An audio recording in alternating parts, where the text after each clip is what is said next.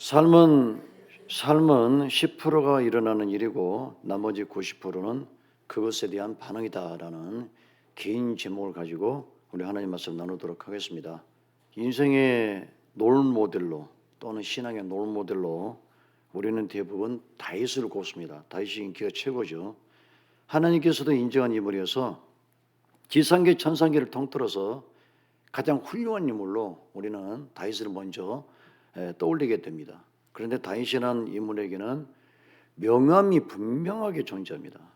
다윗의 명은 뭘까요? 다윗은 하나님의 특별한 사랑을 받은 사람, 다윗처럼 하나님께 특별한 사랑 받은 사람이 드물다는 것이고, 그 다음에 또 한 가지가 다윗은 하나님의 굉장한 간섭, 강한 간섭으로 인해서 큰 복을 누린 사람입니다. 삶이 풍요롭게 됐고 그의 자녀들이 대대손손 여러분 유대의 왕들이 됐다는 거, 이것도 다윗에게는 아주 밝은 면입니다. 자, 그러나 다윗에게는 어두운 면이 더러 있습니다. 적지 않습니다. 다윗은 하나님이 살아신 사람임에도 불구하고 큰 죄와 작은 죄를 여러 번 반복해서 지은 적이 있어서 우리에게 대실망을 안겨주기도 한 장본인이기도 합니다. 자, 이런 어두운 면이 있고, 또 한 가지 언급을 하자면 다윗은 사람들의 시선으로는 성공한 사람, 하나님의 큰 축복을 받고 일개 목동했다가 아주 높은 임금까지 치닫게 되는 그런 축복받은 사람이다 라고 생각하지만, 이 다윗이 성공을 거두기까지 어마무시한 고생을 한 사람이라는 것은 우리 모두가 어두운 면이라고 생각할 수 있는 그런 부분입니다. 자, 여러분, 성공도 성공이지만 너무 고생을 하고 성공하면 그 고생이 즐겁지가 않아요. 여러분 혹시 아시죠? 경험하신 분들, 내가 대학 합격하는 것도 중요하고 직장 들어가는 것도 중요하지만, 내가 직장 들어갈 때 이력서를 한 1000번을 내놓고 들어갔다, 큰 기업, 대기업에 들어갔다, 그러면 기쁨이 있겠습니까? 별로 기쁨이 없거든요. 그래서 우리가 무슨 성공을 거두더라도 적당하게 고생을 하고 수확을 얻었을 때 기쁨이 있는 거지, 너무 지나치게 고생하고 너무나 많은 시간들을 보내버리면 그 기쁨이 반감이 되게 됩니다. 솔로몬도 잠언에서 같은 견지의 말씀이 나옵니다. 잠언 13장 12절, 소망이 더디 이루게 되면 그것이 마음을 상하게 하나니 소원이 이루는 것은 곧 생명나무니라. 소망이 이루는 것도 뭐가 중요하다고요? 타이밍이 중요하다는 거죠. 타이밍. 내가 생각할 수 있는, 내가 참을 수 있는 그 한계선상까지 이르렀을 때 그때서 이루어져야지, 더 이상 참지 못하고 견딜 수 없는 상황, 이제는 다 잊어버리고 이제는 다 망각해버린 상태에서 그때서 뭐가 돼서 내게 돌아온다. 예를 들어보면 어떤 여자가 어릴 때부터, 주님, 저는 100만 톤 남자를 만나고 싶어요. 키가 1m 80에 돼야 되겠고요, 머리도 똑똑하고 외모도 기가 막힌 그런 남자를 만나고 싶습니다. 열심히 기도했는데 그 기도가 60이 넘어서 이루어졌다. 60이 넘어서 이루어졌다. 만난 남자가 65세다. 그분이 65세니까 소팔메토를 먹고 있고 임플란트를 하고 있더라. 얼굴도 옛날에 미남이어서 지금도 미남인 것은 조금 남아있긴 하지만 아쉬운 점이 되게 많죠. 입안이 개운하지 않죠. 좀 젊었을 때 만나야 서로 격렬하게 사랑할 수 있는데, 이제는 마음만 왔다 갔다 하는, 그죠? 온기만 전할 수 있는, 서로 어떤 것을 나눌 수 없는 그런 상태가 된다. 이렇게 소원이 이루어지면 우리 마음에 크게 기쁘지 않다는 거죠. 그래서 성공이라는 것도 적당하게 고생하고 이루어져야지, 너무 쓰리쓴 고생을 하고 이루어지면 그 기쁨이 반감이 되어버립니다. 바로 다윗이 그런 사람이에요. 너무 큰 고통 속에서, 너무 많은 시련, 쫓김, 공포 속에서 그가 왕좌에 앉게 되는데, 그가 기쁘면 얼마나 기쁨이 있었겠습니까? 그것을 충분히 공감할 수가 있겠습니다. 자, 여러분, 이렇게 다윗이 가지고 있는 부분이 암이 많습니다. 어두운 면이 많습니다. 자, 그러면 오늘 본문을 우리가 읽었는데, 여러분 짧게 6절 읽었는데, 이 본문이 다윗에게 명일까요? 암일까요? 다윗에게 밝은 면일까요? 어두운 면이 나오는 걸까요? 바로 어두운 면입니다. 소위 말하면 지금 이 사건은 다윗이 우리 저 고생을 너무 고생하면 뭐라 합니까? 개고생한다고 그러죠. 다윗이 진짜 개고생을 해가지고 지금도 왕이 되지 못하고 망명생활을 하고 있는 그 내용입니다. 여러분, 다윗과 대조가 되는 인물이 누구냐면 그의 장인이었던 사울입니다. 그 사울은 어떻게 왕이 됐나요? 고생했습니까? 고통받았습니까? 아닙니다. 하루아침에 일어났더니 스타가 되었더라 하는 어떤 유명인의 말처럼 아침에 일어나 보니까 사무엘을 만나게 됐고 사무엘 선지자가 너는 하나님께서 택함받은 이 땅의 지도자가 돼야 된다라고 해서 이스라엘 사람들 앞에서 기름 부어서 왕이 된 그런 인물입니다. 그에 반해서 다윗은 어떤 사람이었습니까? 좀 전에 말했지만 너무 큰 고통. 다윗은 장인 사울에게 미움을 받았습니다. 시기 질투가 사울에게 작동하기 시작했기 때문입니다. 왜냐하면 다윗은 너무 뛰어났고 너무 지장이고 덕장이고 많은 사람에게 모범이 됐던 사람이기 때문에 다윗은 시기를 받아서 사울에게 죽임을 당할 뻔한 적이 한두 번이 아니었습니다. 다윗이 이제 결정을 내리죠. 내가 궁궐에 있다가는 언젠가는 죽음을 면하지 못하겠다. 그래서 광야로 도망갔는데 광야에서 몇 년을 도망갔냐 그러면 몇 년을 도망 다녔냐? 10년을 도망 다녔습니다. 여러분 광야에서 10년 도망 다녔다니까 여러분 다윗의 그 도주가 대단히 쉽게 느껴지죠. 이것은 진짜 성지순례 가서 그 다윗이 돌아다녔던 그 현장을 직접 눈으로 봐야 됩니다. 제가 가서 다윗이 도망 다녔던 그 광야를 보니까 우리 한국과 이스라엘 땅은 형편이 완전히 달라요. 우리 한국이 뭐가 좋아요? 산이 많아요. 나무가 많아요. 바위도 많고 골짜기도 많습니다. 숨을 곳이 너무나 많죠. 그러니까 무장공비가 들어오면 잡아내기가 굉장히 어려워요. 왜? 다 숨어버리니까. 그런데 유대 광야는 나무가 없어요. 높은 산이 별로 없어요. 그러다 보니까 아주 먼 거리까지 시야가 확보가 되고 그 도주할 때 금방 포착이 되고 먼지가 일어납니다. 도망 다니면 말 타고 다니면 금방 잡히는 거죠. 그래서 다윗은 도저히 내가 유대 땅에서는 도피처를 찾을 수 없다. 그리고 백성들조차 보상을 받으려고 다윗 신고하고 나면 팔자로 고쳐버리거든요. 사울에게 엄청난 보상을 받을 것이기 때문에 인간 CCTV가 지켜보고 있어요. 그래서 다윗은 자기네 자신 스스로에게 극약 처방을 합니다. 사울의 전방위적 압박을 내가 벗어나기 위해서는 유대 땅을 벗어나는 길밖에 없다. 그게 뭐냐? 바로 망명을 선택합니다. 망명. 근데 그 망명이 어디로 가느냐면 바로 이스라엘과 철천지 원수인 블레셋 땅으로 도망을 가는 겁니다. 자, 여러분 블레셋 땅으로 갔다 그러니까 우리들은 다른 나라로 그냥 가버렸구나 이렇게 생각할 수 있는데 이게 얼마 정도 정세적으로 우습고 안타깝고 참 견디기 힘든 상황이냐면 이것을 갖다가 우리나라에다 비유하면 한국에서 육군 참모총장이 북한으로 가가지고 투항한 것과 똑같아요. 여러분 그렇게 이해하시면 됩니다. 그 정도로 블레셋과 이스라엘은 사이가 좋지 않거든요. 날마다 치고받고 싸우는 그런 두 나라이기 때문에. 그런데 여기 한국에 있었던 사람이 북한으로 가게 되면 어떤 일이 벌어집니까? 그 남한 사이에서 한국 사이에서도 그 사람을 엄청나게 저주할 것이고 배반자로 여길 것이고 그런데 다윗이 블레셋으로 갔을 때는 쌍수로 아기스 왕이 대환영을 합니다.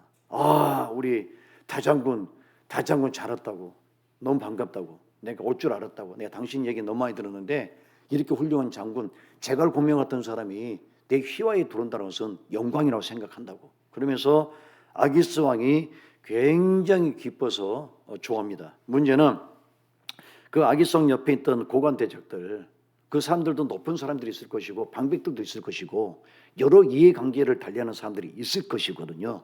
그 사람들이 다윗을 안 좋아합니다. 두 가지 정도로 안 좋아하거든요. 첫 번째, 왜 안 좋아하느냐? 다윗의 유능성. 다윗은 이스라엘 땅에서 날고 긴 장군이에요. 그 사람의 유능성이 블레셋에 와가지고 발휘가 된다 그러면 아기스 왕은 누구를 좋아하겠습니까? 블레셋 장군들보다는 저렇게 다른 나라에서 건너왔던 다윗에게 관심이 쏠리게 될 것이고 이러면 굴러온 돌이 박힌 돌을 빼버리는 일이 벌어지게 되겠죠. 굉장히 이상한 빈정상하는 상황이 정리될 수 있습니다. 그래서 고관 대작들은 굉장히 좋아하지 않고, 두 번째로는 다윗의 진위 여부, 이 사람이 진짜 토항을 했냐 아니면 간자로서 우리에게 들어왔냐, 간첩 역할을 하기 위해서 이중 간첩으로 들어온 사람 아니냐라는 의심성, 이런 것들이 검증되지 않았기 때문에 옆에 있던 고관 대작들, 블레셋 반백들을 비롯해서 수많은 사람들이 다윗을 곱지 않은 시선으로 쳐다보게 됩니다. 그러나 아기스 왕이 일단은 다윗을 너무 신뢰하고 그 기뻐하는 것들을 나머지 그 관료들이 이겨낼 수가 없어요. 아기스 왕이 다윗에게 큰 선물합니다. 내가 당신의 식소들을 다 책임지겠다. 수백 명의 사람을 끌고 왔거든요. 부하들을, 전사들을 끌고 왔고 식소들을 다 끌고 왔기 때문에 당신에게 내가 주택을 제공하겠다. 그 주택이 어디냐? 시글락성이에요.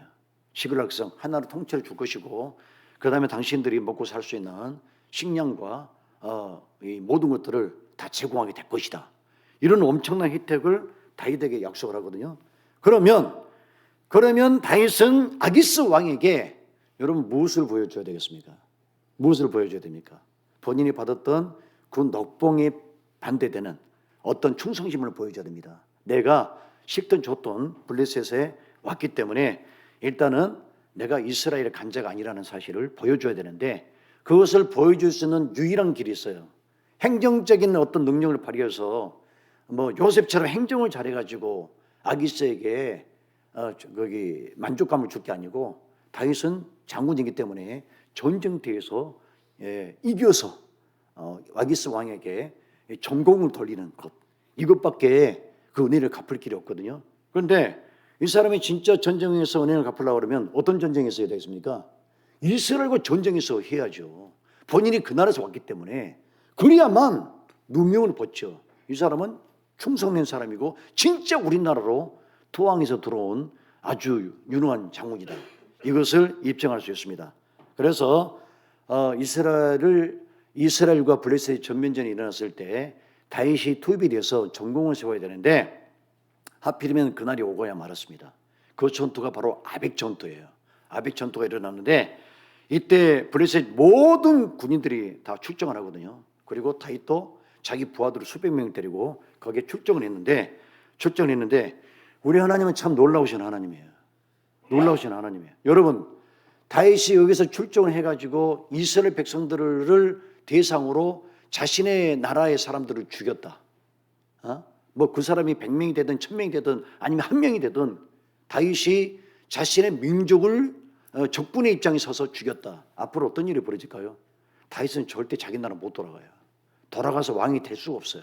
근데 하나님은 그 퇴로까지 다 준비해서 다윗이 앞으로 운신할 수 있는 그 공간까지 다 확보를 해놓습니다. 그러니까 우리 하나님의 섭리는 대단하다는 거죠. 그런데 뭐라냐면 갑자기 분위기가 나빠졌어요. 분위기가 거기 있던 블레셋 반백들, 아기스 왕은 괜찮아요. 네가 전쟁에 참전해도 문제가 없다. 그런데 블레셋 방백과 여러 고관 대장들이 민원을 넣기 시작합니다. 전하, 지금은 시기상조입니다. 이 사람은 검증된 인물이 아닙니다. 한 번도 전쟁에 참전한 적이 없고 너무 빨리 전쟁에 투입된 게 아닙니까? 만약 이 사람이 이스라엘 군대와 협작을 벌여서 우리를 공격하면 우리는 그때는 진퇴양난에 빠지게 됩니다. 그러니까 이번에 한 번만 다윗을 출정하지 말고 그 사람을 지켜보는 게 좋겠습니다.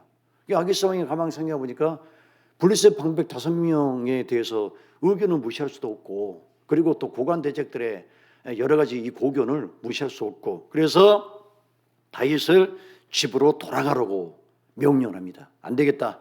많은 지금 그 장군들이 싫어하니까 다윗 장군은 집으로 가서 좀 쉬어라. 근데 아마 다윗은 굉장히 기뻐했을 거예요. 아우, 지금 이러지도 못하고 저러지도 못하고 내가 지금 끌려가서 전쟁해야 되는 건데 잘못하다가는 우리나라 사람 죽이게 생겼다 이랬는데 얼마나 감사했겠습니까? 돌아가면서 막 거기 부하더라고. 아우 장군이 잘 됐어. 잘 됐지. 우리 여기서 전쟁 어떻게 되는 거야? 그래서 이제 돌아갔는데 고주진 시글락성으로 돌아갔는데 3일 만에 돌아갔어요. 왜? 걸어서 돌아가니까 3일 만에 돌아갔는데 그 내용이 바로 1절입니다. 자, 돌아갔는데 무슨 일이 벌어졌을까요? 자, 1절을 다 같이 한번 읽어보도록 하겠습니다. 1절 시작. 다윗과 그의 사람들이 사흘 만에 시글락에 이른 때에 아말렉 사람들이 이미 네겝과 시글락을 침노하였는데 그들이 시글락을 쳐서 불사르고. 아멘. 자, 지금 집에 돌아왔는데 이상하게 집이 휑하니 바람만 붑니다. 사람이 아무도 없어요. 이게 무슨 일이지? 보니까 성문이 열려 있고 누군가 빈집 털이라는 느낌이 들어요. 빈집을 털었죠. 아말렉 족속이 이 다윗과 그의 부하들이 전쟁에 참전했다는 것을 알고 있었습니다. 왜 그럴까요? 아말렉 사람들은 다윗을 굉장히 싫어했거든요. 그래서 그의 일거수일투족을 감시하고 있었어요. 그리고 이제 두목에게 얘기했겠죠. 저기 두목, 이번에 다윗이 전쟁 아벡 전투에 참전한답니다. 그러면 성이 빌 거냐? 그렇습니다.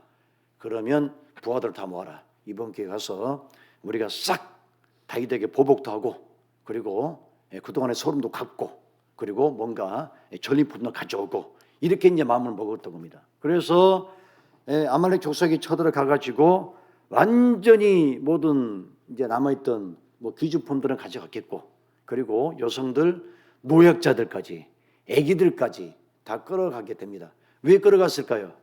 왜 사람들을 끌어갔을까요? 왜? 노예로 팔아먹으려고, 노예로 써먹으려고. 이쁘지 않은 여자는 파출을 용으로, 이쁜 여자는 여러분에게 상상을 맡기겠습니다. 이쁘지 않은 여자는 파출을 용으로, 그 다음에 이쁜 여자는 또 다른 용도로 이렇게, 아니면 또 노예로 팔아먹을 때 돈이 되거든요. 그러니까 이 사람들을 죽이지 않고 모두 데려가게 됩니다. 데려가게 되는데 이 모든 사건이 아말렉 족속이라는 것을 다윗은 단번에 알아냈습니다. 왜 그럴까요? 항상 아말렉 족속과 긴장 관계가 있었거든요. 그래서 이것은 아말렉 족속이 대범하게 한 행동이다 라는 것을 알아채고 이제 이 사건을 수습하기 위해서 노력을 하게 됩니다. 그런 와중에 무슨 일이 벌어집니까? 부하들이 분위기가 안 좋아요.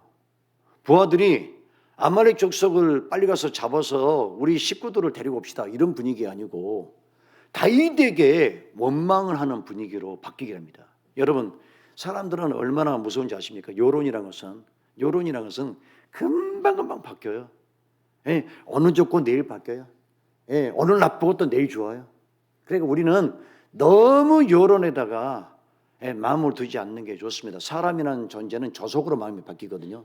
자기네들이 그 시글락성이 있을 때는 그래도 우리 다윗 장군 때문에 우리가 고주제를 구했고 먹을 것을 구했고 이랬다가 그 피해를 당하고 나니까 당장에 아말렉 족속을 원망한 게 아니라 누구를 원망합니까? 다윗을 원망합니다. 왜? 사람은 자폭 심리였어요. 잘못되면은 꽉 터뜨려서 다 죽어버리자 하는 이런 못된 심리가 있습니다. 저기 부부싸움 할 때 꼭 그런 사람이 있습니다. 그런 사람들 좀 고쳐야 되죠. 부부싸움 할 때 꼭 비싼 것을 던지는 분이 있어요. 좀 싸디싼 것을 던지거나 아니면 2만 원짜리 3만 원짜리 그 테무라든가 중국에 살 수 있는 거 그런 거 던져야 되는데 비싼 LG TV 같은 거 이런 몇백만 원짜리 이걸 갖다가 부인 앞에 들어서 확 던진 다음에 나 이런 놈이야 라고 보여주고 나중에 TV 사서 할부금 넣으면서 눈물을 흘립니다. 내가 괜히 그걸 던졌다고. 꼭 그런 분들이 있거든요. 그러니까 절대 여러분 화가 나더라도 자폭하지 마시고 집에서 비싼 거 던지지 마시고 싸디 싼 거 이불 베개 그런 거 던져요. 이불 베개 상하지 않는 거 비싼 거 던져가지고 나중에 할부금 넣으면서 내가 왜 그랬을까. 어떤 사람은 열받으면 자기 차를 부수는 사람이 있더라고. 자기 차를 갖다가 발로 차고 유리창 깨고 그리고 나서는 그 수백만 원 물어내면서 내가 왜 그렇지 하는 그런 분들이 있거든요. 절대 화가 날 때 자폭하지 않기를 바랍니다. 자, 이런 일이 벌어지자 다윗은 궁지에 몰리게 됩니다. 와, 이거 어떻게 되나. 부하들까지 다윗을 부르시랍니다. 그럼 다윗은 어떻게 해서 이 어려운 상황을 모면하게 됐을까요? 그게 본문에 나와 있어요. 그게 본문에. 자, 6절 한번 읽어보겠습니다. 6절 시작. 백성들이 자녀들 때문에 마음이 슬퍼서 다윗을 돌로 치자 하니 다윗이 크게 다급하여 있으나 그의 하나님 여호와를 힘입고 용기를 얻었더라. 아멘. 자, 갑자기 여론이 좋지 않습니다. 수백 명의 부하들이 이번 기회에 다윗을 죽입시다. 그리고 고향으로 돌아갑시다. 뭐 이런 나쁜 의견들이 계속해서 입으로 전해지고 있습니다. 그러면 지도자가 이런 소리 들었을 때 어떻게 하지 말아야 됩니까? 지도자는 절대 이런 얘기 들었을 때 우왕좌왕하면 안 돼요. 이순신 장군에게 배울 점이 있어요. 어떤 위급한 상황에서도 지도자는 뭔가 이렇게 흥분하지 않고 정중동의 모습, 좀 차가우면서도 움직일 수 있는 그 정중동의 모습이 필요하거든요. 많은 분들이 지도자한테 뭐 호들갑을 떠고 내가 어떻게 해야 되지? 이게 지도자의 모습이 아니에요. 어떤 무슨 큰 일이 벌어져도 지도자는 좀 담담하게 그래 그럴 수 있어, 해결할 수 있어 이래야지 막 지도자가 다 무서워서 막 난리 떨고 이러면 밑에 있는 부하들은 더 무섭게 받아들이게 됩니다. 다윗은 그런 면에 있어서 정말 아주 굉장히 출중한 모습이 있었습니다. 이 사람이 이제 이런 일이 벌어지니까 기도했겠죠. 주님, 식구들이 다 납치됐습니다. 우리가 쫓아가면 또 죽일 것이고 어떻게 되겠습니까? 이러지도 저러지도 못합니다. 기도했더니 다윗에게 하나님이 능력을 주시고 기름을 부어주셨어요. 기름을. 그랬더니 다윗이 다시 기도하고 나왔을 때 그를 따르던 600명의 부하들은 다윗을 딱 보니까 얼굴에서 카리스마가 나오는 거예요. 하나님이 부어주신 카리스마. 우리가 이것 보고 뭐라 하죠? 자중을 압도하는 카리스마. 백성 거기 있던 그 부하들 한 명도 다윗에게 대항할 수 없어요. 뭔가 말할 수 없는 힘이 있어요. 다윗이 너희들 말 그렇게 함부로 하지 말고 우리가 이럴 때일수록 뭉쳐서 이 문제를 타개해 나가야지.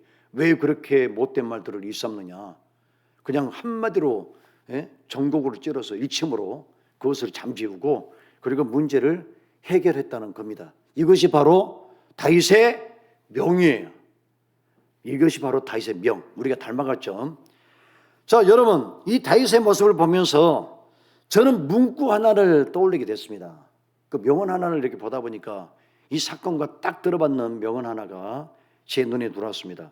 찰스 스윈돌이라고 미국 신학교 달라스 신학교 총장이었고 지금은 아마 살아계시지 않을 것 같습니다. 이분이고 목사님이기도 하고 이분이 무슨 명언을 했냐면 저는 이 명언을 접하고 굉장히 은혜를 받았어요. 제가 오늘 설교 제목으로 삼은 것이거든요. 자, 보십시오. 삶은 10%가 일어나는 일이고 나머지 90%는 그것이 일으키는 반응이다. 이게 무슨 뜻일까요? 여러분, 사람이 통제할 수 없는 외부 사건 10%가 일어납니다. 누구든지 예를 들면 갑자기 아프거나 그 다음에 갑자기 해고당하거나 아니면 사고가 났거나 아니면 경제 위기가 오거나 10% 정도 문제가 발생하거든요. 그런데 사람들은 이 10%짜리를 어떻게 대하냐면 90%로 흥분해서 대해요. 자기가 직장에서 해고당했으면 다른 직장 가면 되지 않습니까? 그런데 뭘 하냐면 나는 이제 망했다. 나는 이제 망했다. 그래가지고 넥타이 갖고 뒷산으로 올라가가지고 매가지고 죽는다니까요. 예? 이게 문제예요. 그 얘기하는 거예요 지금. 사건은 10%인데 거기에 대한 반응 90%가 너무 과잉 반응, 그 다음에 과민 반응 이런 것들을 일으켜서 우리 스스로를 우리가 파괴한다는 얘기예요. 찰스 스윈돌 목사님이 굉장히 중요한 얘기를 한 거죠. 여러분 여기에 대해서 아주 적절한 이야기가 하나 있습니다. 이게 유대 민담에서 나온 건데 역시 유대인들은 이야기를 통해서 지혜를 전달합니다. 그 유대 민담에 보면 한 노인이 성 입구에 앉아 있는데 악마가 저기서 시커먼 악마가 걸어옵니다. 그런데 그 악마가 성으로 들어가려고 발걸음을 옮기고 있습니다. 그래서 이 노인이 덜덜 떨면서 악마에게 물어봤어요. 무슨 일로 우리 성에 오셨습니까? 라고 했더니 내가 오늘 밤 몇 사람을 죽이려고 왔다. 그 노인이 막 무서워서 이제 다시 묻지 못하고 악마가 들어갔습니다. 그 다음날 아침에 보니까 분명히 악마가 몇 명을 죽인다고 그랬는데 사람이 너무 많이 죽은 거예요. 너무 많이 죽은 거죠. 그래서 노인이 그 입구에 서 있는데 진짜 악마가 걸어 나옵니다. 아니 어제는 분명히 사람 몇 명 죽인다고 그랬는데 왜 이렇게 많은 사람이 죽었습니까? 라고 했더니 이 악마가 기가 막힌 대답을 합니다. 나는 몇 사람 죽였는데 나머지 사람은 공포로 죽었다는 거예요. 공포로 죽었다는 거. 여러분 이게 거짓말처럼 보여요? 우리 코로나 시대 잊어버렸죠? 코로나 때. 여러분 코로나 때 우리나라 사람 얼마나 죽었습니까? 얼마나 죽었어요? 내가 볼 때는 코로나 때 코로나 걸려서 죽은 사람보다 공포로 죽은 사람이 더 많아요. 밖에 못 나가고 운동도 안 하고 걸릴까 봐 집에 있다가 운동 부족으로 죽은 사람들. 충격받고 죽은 사람들, 예? 그다음에 좀 자기가 조금 몸이 나쁘니까 나 코로나 걸렸으니까 못 살겠다 하는 사람들, 그래서 더 죽어요. 사람은 공포가 더 무섭거든요. 그렇습니다. 여러분 성경에 보면 다윗이 17살 때, 사무엘상에 보면 다윗이 17살 때 아버지 이새로부터 심부름을 받습니다. 아버지가 다윗아 잠깐 와봐라. 네 형이 블레셋 전쟁에 참전했는데 네 형 3명이 살았는가 죽었는가를 좀 확인해 봐라 라고 해가지고 심부름을 받아서 그 전쟁 지역에 탐방을 갔습니다. 갔더니만 무슨 일이 벌어졌습니까? 아니 이스라엘 군인들은 완전히 생쥐처럼 다 기가 죽어가지고 쫄아가지고 땅바닥에 붙어있고, 저 블레셋 쪽에서는 그 무슨 거인 하나가 나와가지고 소리를 꽥 지르면서 나와 하면서 하나님을 욕하고 이스라엘 초대왕인 사울 왕을 욕하고 그 다음에 이스라엘 군대를 욕을 보이고 있습니다. 그래서 다윗이 그걸 보면서 나중에 이제 다윗이 이제 골리앗을 제거하기를 합니다만은, 여러분 이 사건에서 무엇을 볼 수 있어요? 이스라엘 백성들이 왜 그렇게 무서워했습니까? 거인이 몇 명이에요? 블레셋 속에 있는 거인이 몇 명이에요, 여러분? 몇 명 썼어요? 100명 썼어요? 1000명 썼어요? 예? 몇 명 썼어요? 1명 썼다고요. 그런데 이스라엘 사람들이 블레셋 사람들을 거인을 몇 명으로 봤냐면 전체가 거인으로 여겼다는 거예요. 공포가 그만큼 휩싸이겠다는 얘기죠. 바로 그렇죠.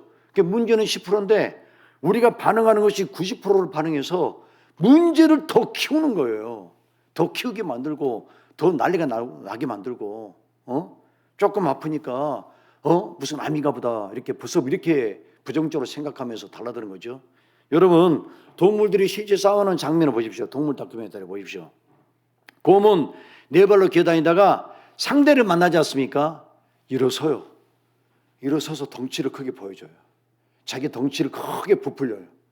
코브라가 어떻게 합니까? 상대를 만나면 코브라도 늑골을 펴가지고 쓸데없는 늑골을 보여주면서 더 크게 보입니다.